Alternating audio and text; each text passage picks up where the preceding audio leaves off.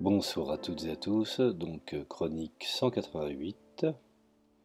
Et dans cette chronique, je vais vous parler du Covid-19 et du néolibéralisme, car aujourd'hui, on peut constater effectivement que ce sont deux phénomènes majeurs que nous rencontrons. L'un, bien entendu, qui est une véritable pandémie, un virus, et l'autre qui est un virus sous-jacent depuis à peu près une trentaine d'années et qui se révèle être également un virus économique. Alors, effectivement, aujourd'hui, face au virus, nous, humains, redécouvrons notre fragilité. Mais la pandémie, je dirais, révèle d'autres choses sur notre société. L'impréparation des États européens, premièrement, leur suffisance. Ils ont obligé à prendre des mesures d'urgence radicales, comme le confinement indifférencié. Confinement, bien entendu, nécessaire, bien sûr, pour soulager le système sanitaire, mais qui a des graves conséquences sur la vie des gens et représente une suspension de fait, bien entendu, de nombreux droits, et des droits fondamentaux, sans également oublier une répression supplémentaire dans les quartiers populaires. Alors, malgré le confinement, je dirais la plupart des États obligent leur population à aller travailler. Impossible de voir ses parents ou ses amis, mais possible de voir ses collègues. J'ai du mal à comprendre un petit peu la logique. Alors, dotés de pouvoirs spéciaux, les États annoncent la suppression des congés pour faire plaisir au MEDEF, pour ce qu'il en est de la France. Bien entendu, l'élargissement des horaires dans certains secteurs. Mais pas question de réquisitionner des usines pour fabriquer les masques ou les ventilateurs qui sauveront des vies. Oui, la logique, me direz-vous. Pas question non plus d'interdire le versement de dividendes aux actionnaires. Nous avons pu le constater ces derniers temps. Les coupes budgétaires dans les services de santé se payent au prix de centaines de morts, puisque aujourd'hui ce sont les conséquences de 30 ans de privatisation et de néolibéralisme. Le manque de personnel et de matériel basique consécutif à la pensée de court terme, je pourrais qualifier ainsi, à la logique du flux tendu, ou de la gestion de bouts de chandelle.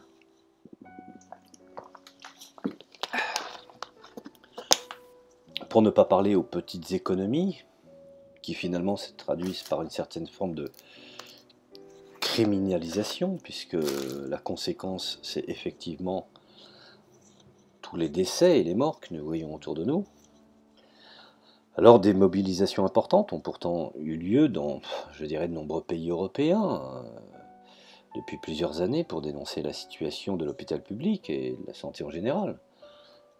Il faut qu'aujourd'hui le peuple s'en aperçoive, après avoir gobé les chimères du paradigme néolibéral et du capitalisme chancelant. Alors les États annoncent, les uns après les autres, le déblocage de centaines de milliards d'euros pour faire face à la crise économique qui vient. Tiens. Là, il y a des milliards. Auparavant, il n'y en avait pas. Alors l'Union européenne suspend ses traités austéritaires, donc ses traités d'austérité, mais aussi pour sauver qui? C'est la question qui se pose poser. D'abord, en priorité bien entendu les marchés financiers, puis les grands groupes industriels impactés, et que reste-t-il pour les services de santé ou la population? Qu'en reste-t-il pour la classe ouvrière, si tant est qu'on ne pourrait pas se parler ainsi, qui perd son emploi, qui voit ses prestations réduites, ou doit continuer à travailler sans les garanties minimales pour sa santé? Et bien entendu, les conséquences pour ses proches. Alors certains États, je dirais, interdisent les licenciements, d'autres donnent aux entreprises carte blanche pour procéder à des licenciements collectifs, très peu prennent des mesures pour protéger les groupes, je dirais, les plus précaires, tels que les travailleuses domestiques, les coursiers ou le personnel des agences de travail temporaires, également dans le domaine de la sécurité, alors cela conduira à un appauvrissement des classes ouvrières et populaires. Alors, les États les plus riches de la planète sont incapables d'organiser la satisfaction, je dirais, des besoins sociaux essentiels des populations. Il suffit de regarder les États-Unis, qui est une véritable catastrophe. Alors je veux bien qu'à un moment donné, Bush avait reconnu face à Kerry que les États-Unis sont au niveau de la calèche en matière sociale, et l'Europe, plus précisément la France, est plutôt dans ce qu'on appelle la dynamique de fusée, ce qui n'est plus le cas aujourd'hui. Mais ce que relève cette crise, c'est la violence mortifère du capitalisme. Il faut, à un moment donné, regarder les choses en face. Et celle qui s'abat sur les peuples du Sud, depuis longtemps, et qui frappe aujourd'hui, je dirais, de plein fouet celles et ceux qui se croyaient à l'abri. Alors cette pandémie laisse, je dirais, voir la médiocrité de ceux qui nous gouvernent, mais surtout pour qui ils travaillent. Au moins les choses sont claires. Ce virus a eu au moins cet avantage d'être un révélateur concernant les inégalités sociales. Alors si nous les laissons faire, c'est de notre proche que viendront les centaines de milliards d'aides.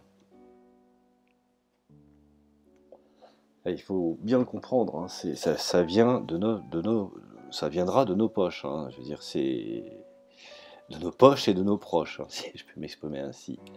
Et cela se traduira par encore plus de coupes budgétaires, puisque de toute façon, ils auront compris que plus personne ne sera apte ou capable de réagir.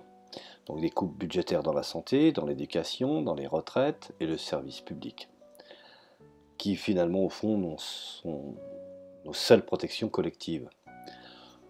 Plus fondamentalement, cette crise est celle d'un capitalisme global, son agro-industrie qui détruit les habitats naturels, permettant l'émergence de toujours plus de virus, crise de la connectivité globale, qui lui permet bien entendu de voyager rapidement sans frein, crise de la logistique globale, qui nous laisse, je dirais, qui laisse nos grands pays sans les outils nécessaires pour combattre le virus.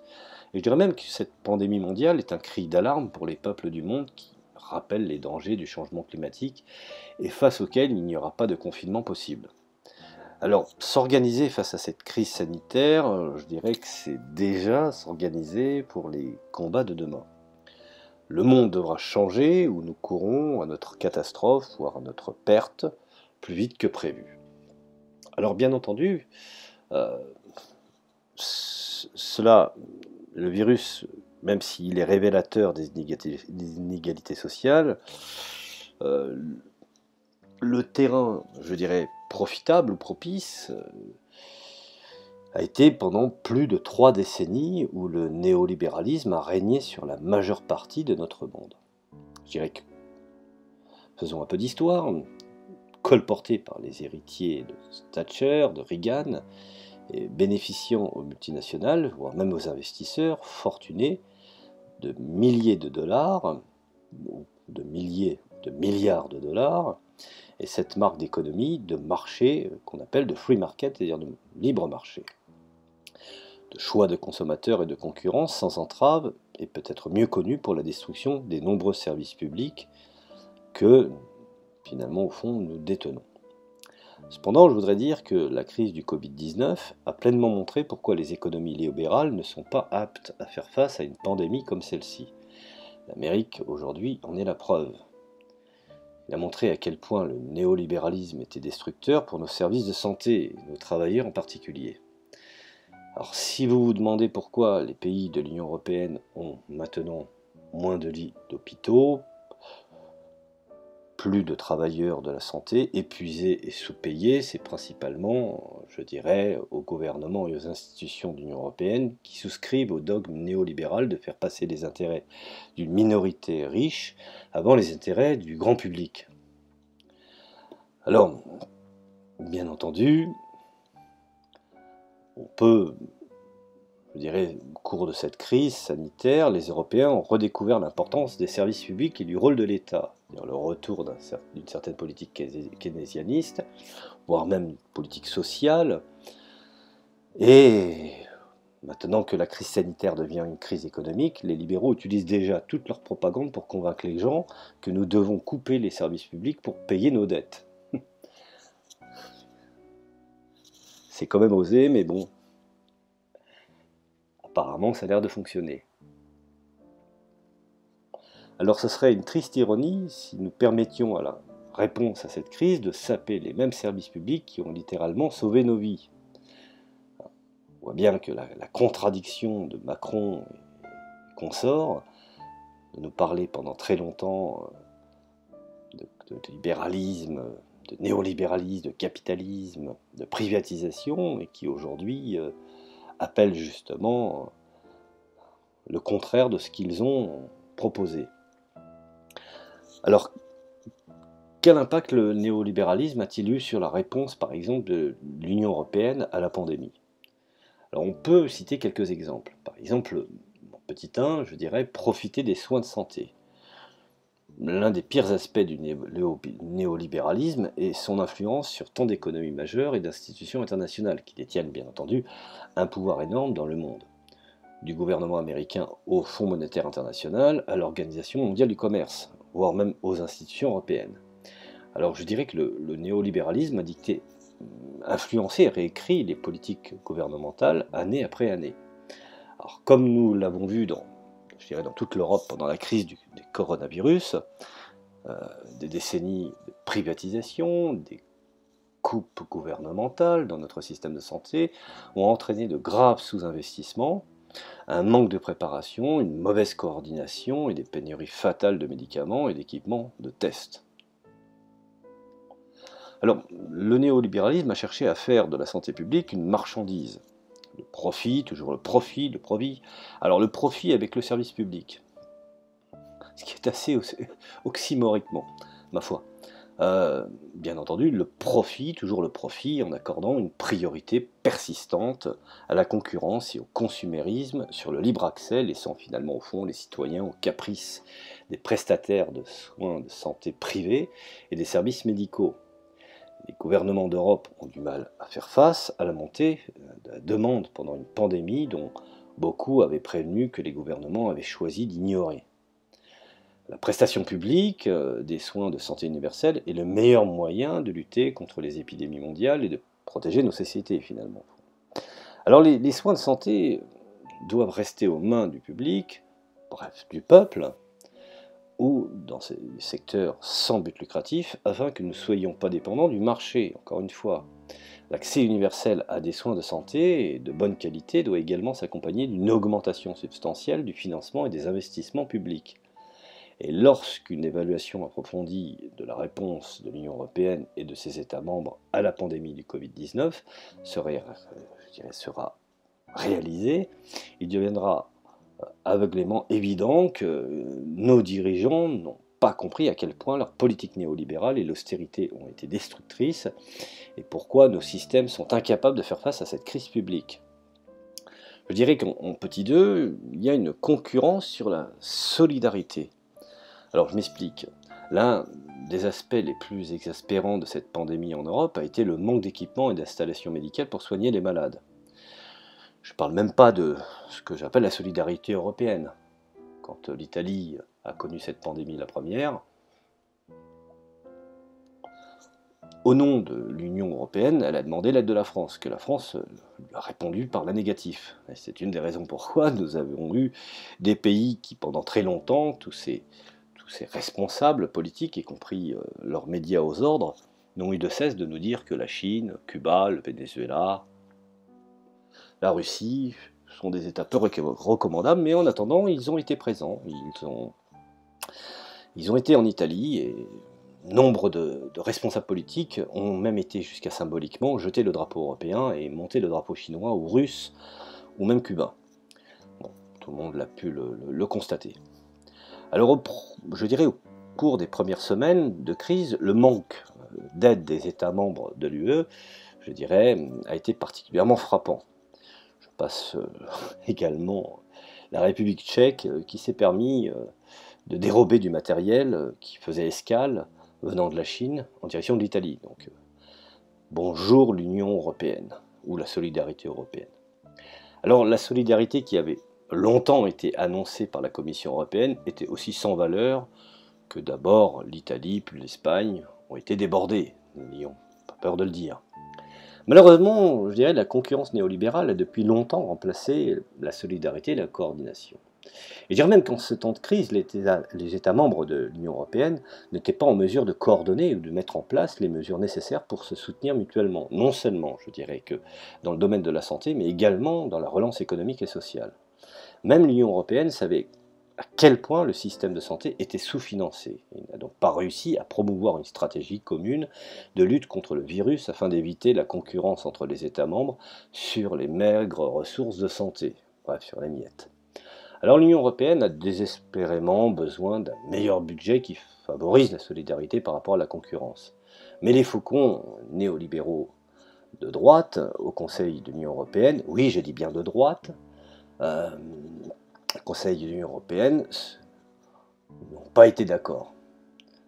Alors, bien entendu, j'en arrive à l'aspect petit 3, qui est ce qu'on pourrait qualifier le droit à la médecine. Le serment d'Hippocrate, que tout médecin, je dirais, souscrit. Donc, les résultats à long terme découpent dans le financement public de la recherche ou du développement de vaccins et de médicaments sont tous évidents. Et qui seront les grands gagnants, je dirais, à la fin de cela. Les grandes sociétés pharmaceutiques, bien sûr. On le voit bien aujourd'hui avec la polémique avec le docteur Raoult. Bien entendu, ce qu'il préconise n'intéresse pas les grands groupes, les grands cartels pharmaceutiques, puisque ce traitement serait gratuit. Et bien surtout, si elles n'obtiennent pas les droits exclusifs des licences lucratives. Elles peuvent simplement nommer le prix à des gouvernements désespérés à travers le monde. Qui récupérera, je le dis bien, l'onglet? Les contribuables, comme d'habitude. Alors, nous devons nous assurer que lorsque les fonds publics de l'Union européenne sont dépensés par la recherche d'un vaccin, les résultats doivent être exempts de droits de propriété intellectuelle. On en revient toujours pareil. On a la même chose dans l'informatique avec l'open source. Et que, bien entendu, l'accessibilité des prix patients, je dirais, est garantie pour les produits développés. L'importance des activités publiques de recherche et de développement ne peut pas être suffisamment soulignée. Les institutions doivent coopérer au niveau international, pas celui qui est dicté par les grandes sociétés pharmaceutiques. Encore une fois, le politique est sous-jacent au rapport économique. Alors, en 4 également, on pourrait parler de négliger les personnes âgées les plus vénérables. Souvenez-vous ce qu'a professé le maire, le sénateur du Texas, en disant pour sauver l'économie, il faut laisser mourir les personnes âgées.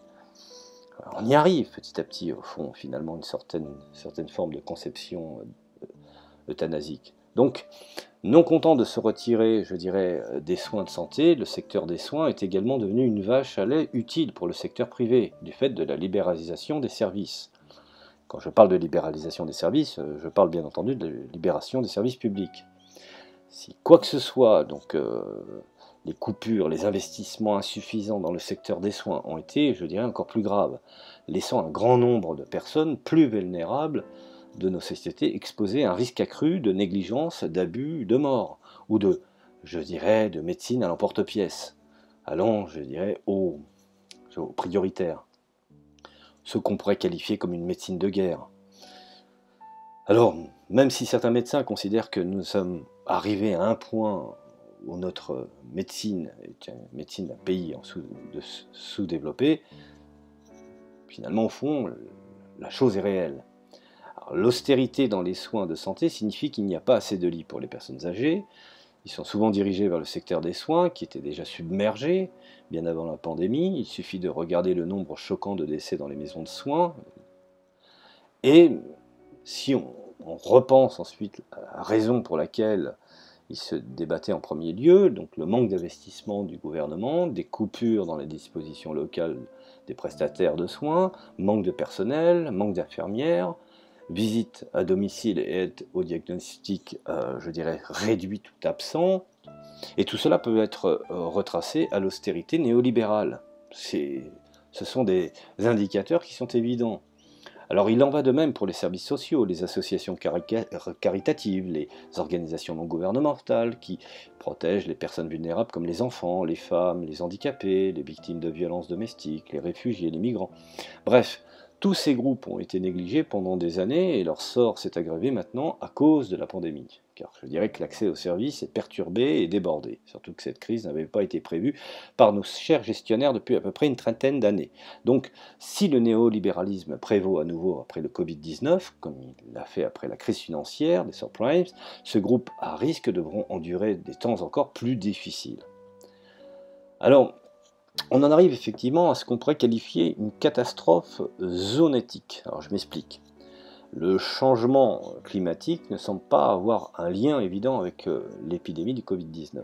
Mais si l'on considère le rôle joué par le néolibéralisme dans sa destruction de l'habitat naturel et la perte de biodiversité, l'augmentation des risques qu'on appelle zoonoses, c'est-à-dire directement liés à la destruction de notre planète, en effet, le Covid-19 n'est que la dernière longue lignée de maladies zoonotiques émergentes ou d'agents pathogènes causés par des virus ou des bactéries, voire des champignons ou des parasites qui se propagent des animaux aux humains, comme l'a noté par exemple l'Organisation mondiale de la santé. 70% des agents pathogènes humains émergent et peuvent être même attribués aux animaux. Des virus bien connus tels que Ebola, syndrome respiratoire du Moyen-Orient, le syndrome respiratoire aigu sévère également, le virus Nil occidental, la dengue et bien sûr la grippe aviaire, qui sont tous des exemples zoonotiques qui ont tué des milliers de personnes. Alors, alimenté par le néolibéralisme, on peut dire que notre demande croissante de nourriture, de céréales a conduit à un empiètement sans précédent dans les habitats naturels des animaux, couplé de la déforestation, on le voit bien avec l'Amazonie, n'en déplaise à Bolsonaro, qui aujourd'hui appelle à l'aide Cuba alors qu'il est un anticommuniste primaire.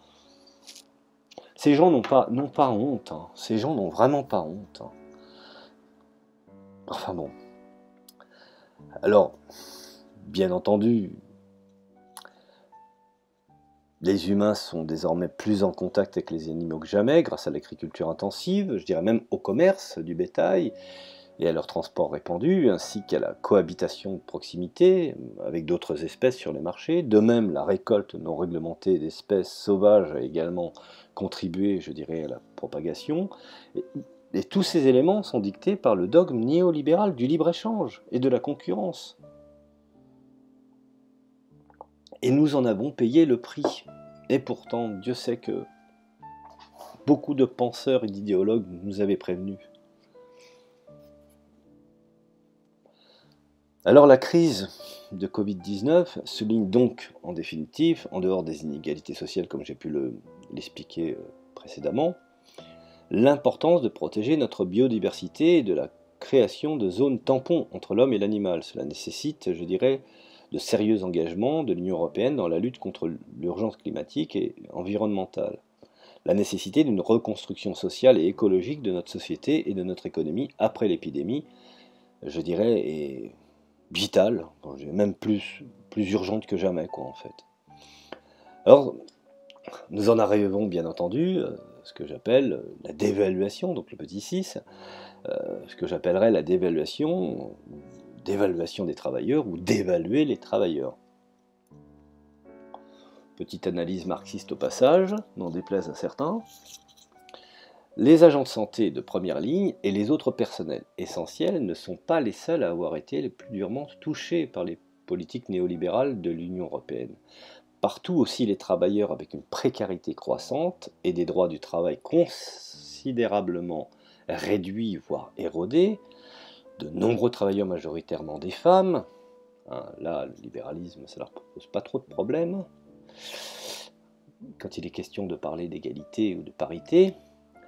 Alors, je dis majoritairement des femmes qui mettent leur vie en danger au quotidien, des agents de santé de première ligne, dépourvus d'équipements de protection individuelle, de base, je dirais bien, tandis que le personnel des supermarchés se plaint de manque de masques, qui te contactent effectivement du public et des clients, et se plaignent effectivement d'un manque de masques, de gants, en raison de la négligence de la part de leurs employeurs, qui de toute façon, eux, ne sont là que pour ramasser un maximum d'argent.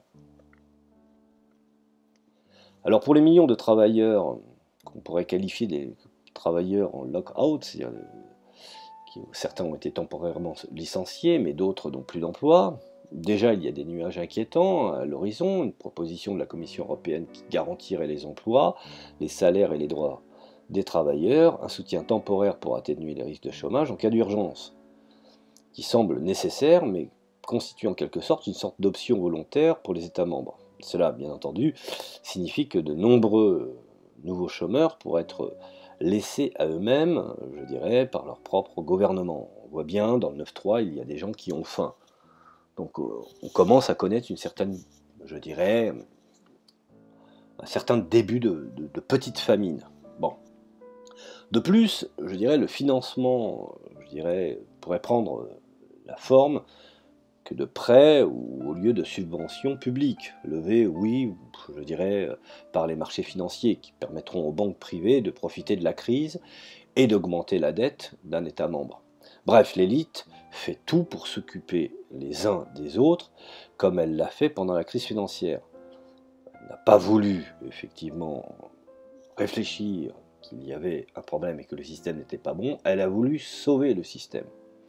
Alors, la récession inévitable qui suivra sera insupportable pour de nombreux travailleurs. Ils seront les dommages collatéraux à la suite de cette pandémie. Et ils doivent en être, je dirais, en première ligne pour toutes les garanties d'emploi et de la protection des droits, et pas les multinationales ou les banques.